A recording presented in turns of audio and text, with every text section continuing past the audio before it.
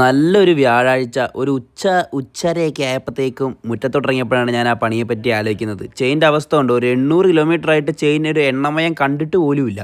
അപ്പോൾ ഇന്ന് കച്ച കെട്ടി നമുക്ക് ഇന്നത്തെ പരിപാടി വേറൊന്നുമല്ല, ചെയിൻ ലൂബിംഗ് ആണ്. അപ്പോൾ ആദ്യം തന്നെ നമുക്ക് പഡോക്ക് സ്റ്റാൻഡ്, ഒരു കുപ്പി ഡീസൽ, ട്രേ, ഒരു ടൂത്ത് ബ്രഷ് ആൻഡ് നമുക്ക് വേണ്ട ലൂബും അതിന് തന്നെ വണ്ടി പഡോക്ക് സ്റ്റാൻഡിൽ കയറ്റി വെക്കാം കേട്ടോ. അപ്പോൾ ഞാനിങ്ങനെയൊക്കെയാണ് ലൂബ് ചെയ്യുന്നത്, നിങ്ങളെങ്ങനെയാണെന്ന് വെച്ചാൽ കമൻറ്റ് ചെയ്യും. വണ്ടിയുടെ അവസ്ഥ ഉണ്ടല്ലേ, ഇനി നമുക്കൊന്ന് ഇൻസ്പെക്ട് ചെയ്ത് നോക്കാം. ഫുള്ള് ചെളിയാകട്ടെ. ഞാനാണ് ഈ വണ്ടി കഴുകിയിട്ട് കുറച്ചായി, ചെടി കണ്ടില്ലേ, നമുക്കിതൊക്കെ വൃത്തിയാക്കാം.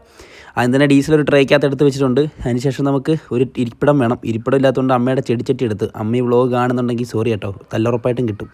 അപ്പോൾ ഒന്നുമില്ല, നേരെ വണ്ടി ഇത് ബ്രഷ് ചെയ്യുക, ബ്രഷ്.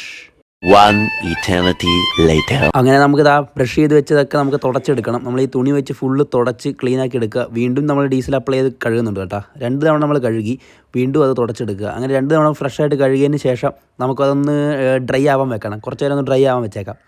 അങ്ങനെ ഡ്രൈ ആവലൊക്കെ കഴിഞ്ഞ് ക്ലീൻ ആയിട്ടുണ്ട്. അപ്പോൾ നമ്മൾ നേരെ മൊട്ട്യൂളിൻ്റെ ഒരു ഗിയർ ഓയിലാണ് ഒഴിക്കുന്നത്. അത് ചെറുതായിട്ടൊന്ന് ഡിപ്പ് ചെയ്ത് കൊടുത്താൽ മതി. ഞാൻ ശരിക്കും പറഞ്ഞാൽ ലൂബ് യൂസ് ചെയ്യുമായിരുന്നു, ഇപ്പം യൂസ് ചെയ്യാറില്ല. അങ്ങനെ ഫുഡ് പെക്സിനൊക്കെ ഞാൻ ചെറുതായിട്ട് അപ്ലൈ ചെയ്തു. പിന്നെ നമുക്ക് ആ സ്പ്ലാഷ് ആവാതിരിക്കാൻ വേണ്ടി എക്സസ് ആയിട്ടുള്ളതൊക്കെ നമുക്ക് തുടച്ചെടുക്കാം, മീൻസ് ലൂബ്. ഇതാണ് കേട്ടോ തുണിയുടെ അവസ്ഥ.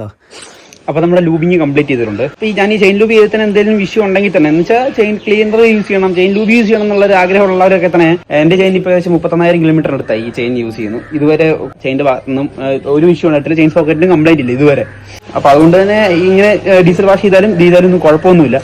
സോ ഇതിൽ എന്തെങ്കിലും അഭിപ്രായം ഉണ്ടെങ്കിൽ, അല്ലെങ്കിൽ ഇതിനേക്കാൾ ടിപ്സോ ട്രിക്സോ എന്തെങ്കിലും അറിയാമെങ്കിൽ കമന്റ്സിൽ അറിയിക്കുക. See you in the next vlog. By.